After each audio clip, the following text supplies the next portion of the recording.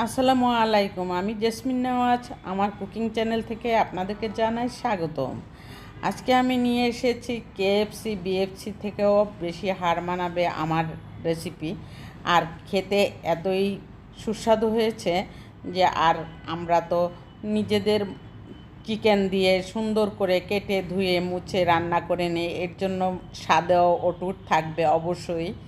কোনো সংকোচ না করে নির্দ্বিধায় কিন্তু খাওয়া যায় ঘরে তৈরি করলে। সেটাই আমি করে থাকি মাঝে মাঝে। সন্ধ্যার নাস্তায় আমার প্রতিদিন একটা একটা আইটেম এক একটা আইটেম এক এক দিন করতেই হয়। এখানে কয়েক পিস মুরগি নিয়ে নিলাম, প্রায় হাফ কেজির মতো। আর এই চিকেনটাকে আমি প্রথমে লেবু দিয়ে চিপে নিলাম 2 টেবিল চামচ। তারপর আমি এখানে দিয়ে দিলাম ম্যাগি মশলা। ম্যাগি মশলাটা এখানে 4 ভাগের 3 ভাগ দিয়ে দিয়েছি। 1 ভাগ দিয়েছি ময়দার মধ্যে। তারপরে লবণ দিয়ে দিলাম। তারপরে এখানে ভাজা জিরের গুঁড়া আর ধনিয়ার গুঁড়া দিয়ে দিলাম একসাথে। একটু হলুদের গুঁড়াও দিয়ে দিলাম, একটু মরিচের গুঁড়াটা একটু বেশিই দিয়ে দিলাম। আর মরিচের গুঁড়াটা ময়দার মধ্যেও দিয়ে দিলাম। তারপর আমি গার্লিক পাউডার দিয়ে দিব। গার্লিক পাউডারটা দিলে স্মেলটা খুব সুন্দর আসে, সেই জন্য গার্লিক পাউডার অবশ্যই আপনারা দিয়ে থাকবেন। চিকেন ফ্রাইয়ের মধ্যে কেএফসির মতো বিএফসির মতো করতে গেলে তো একটু না একটু সব কিছুই দিয়ে রান্না করতে হয়, সেটাই আমি করে থাকি।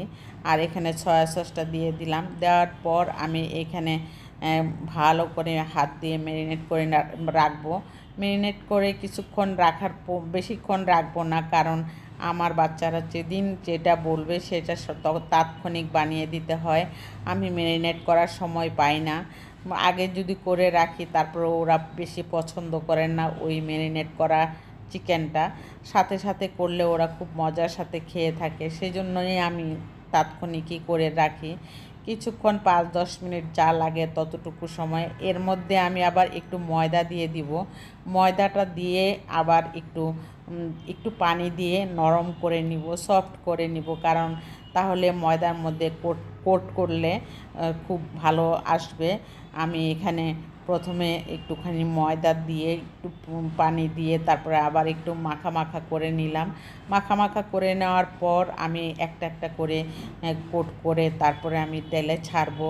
আর এই কোট করাটা কিন্তু একদম খুব ইম্পর্ট্যান্ট। কোট করাটা সবাই পারে না, আবার অনেকেই পারে। আর এই কোট করাটা আমার কাছে বেশি কঠিন মনে হয় না। খুব ভালোভাবে কোট করতে হলে একবার কোট করার পর ময়দাটাকে তারপরে পানিতে চুবিয়ে আরেকবার করতে হয়, কিন্তু আমি ডাইরেক্টই করে ফেলি। একটু হাতে চেপে চেপে যদি আপনারা ময়দাটাকে কোট করতে পারেন তাহলে কিন্তু একদম সুন্দরভাবে পানিতে ভিজিয়ে নিলে যেরকম ভাব হয় কেএফসি বিএফসিতে সেই রকমই হবে। আপনার হাত দিয়ে একটু চেপে চেপে তারপরে ময়দাটাকে কোট করে নিতে হয়, তাহলেই একদম অনেকগুলি চিকেনের উপর দিয়ে ক্রিস্পি হয়ে থাকে। সেই জন্যই আমি এটা পানিতে না চুবিয়ে হাত দিয়ে আমি ক্রিস্পি করার চেষ্টা করি। আর সেইভাবেই আমি চিকেন ফ্রাইটা করে থাকি। আর আপনারা প্রয়োজনে এভাবে ট্রাই করতে পারেন। যারা এখনও বানানো হয়তো ঘরে বানিয়ে বাচ্চাদেরকে খাওয়াতে চাননি, কিন্তু এইভাবে যদি করে থাকেন তাহলে কিন্তু ফ্রেশ চিকেনটা পাওয়া যায় ঘরের। আর ঘরের থেকে বাইরের জিনিসের দামও কিন্তু অনেক বেশি নেয়, কিন্তু ঘরে বানালে কিন্তু একই রকম হয়। আমার বাচ্চারা খেতে চায়, এভাবে আমি মাঝে মাঝে করে থাকি। আর এক এক দিন এক এক রকমের নাস্তা কিন্তু ঘরে বানালে কিন্তু অনেক সাশ্রয়ে সব কিছু করা যায়, আর সাশ্রয়ও পাওয়া যায়।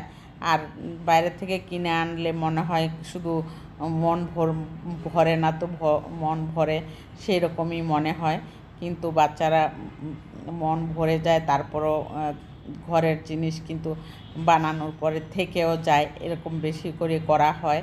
আর কোট করাটা আপনাদেরকে আমি ভালো করে দেখিয়ে দিচ্ছি, এভাবেই কোটিং করে নেবেন আপনারাও। তারপরে প্রায় 10 থেকে 15 মিনিট হাই হিটে রাখবো। হাই হিটে রাখার পর আবার একটু লো হিটে দেওয়ার চিন্তা করব, না হয় কিন্তু ভিতরটা কাঁচা থেকে যাবে। এভাবে আমি অনেকক্ষণ রাখার পর আমি তারপর আস্তে আস্তে করে উঠিয়ে নিচ্ছি। আরেকবারও আমি নাড়াচাড়া করে তারপর দেখে নিয়েছি যে কেমন হয়েছে ভিতরটা। তারপর আমি কোট করে নিলাম সুন্দর করে। তারপর আমি এখানে ফ্রাই করে সুন্দরভাবে উঠিয়ে নিলাম প্লেটের মধ্যে। কারণ হলো এখন তো হয়ে গেছে, ভিতরটা দেখলাম ভালো একদম সফট হয়ে যায়। আর ঘরের জিনিস কিন্তু অনেকক্ষণ রেখে ঠান্ডা ঠান্ডা হলেও মচমচাটা থেকে যায়। আর এটাই আস্তে আস্তে আমার বাচ্চারা খেতে থাকে।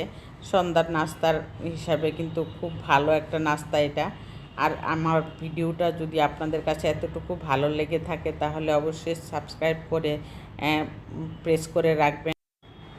সবগুলি আমি উঠিয়ে ডেকোরেশন করে নিলাম। তারপর অল বাটনে প্রেস করে রাখার কারণটা হলো অন্যান্য ভাই বোনরা আমার ভিডিওটা সামনে চলে আসলে দেখতে পাবে। আর লাইকটা তো অবশ্যই চাই, এখনই মনে করিয়ে দিলাম, এখনই দিয়ে রাখবেন। আপনাদের কাছে অনুরোধ রইল। আর আমার এই চিকেন ফ্রাইটা কেমন হয়েছে কমেন্টে জানাবেন। আর ভালো লাগলে আপনারা করে এভাবে খাবেন। আল্লাহ হাফেজ।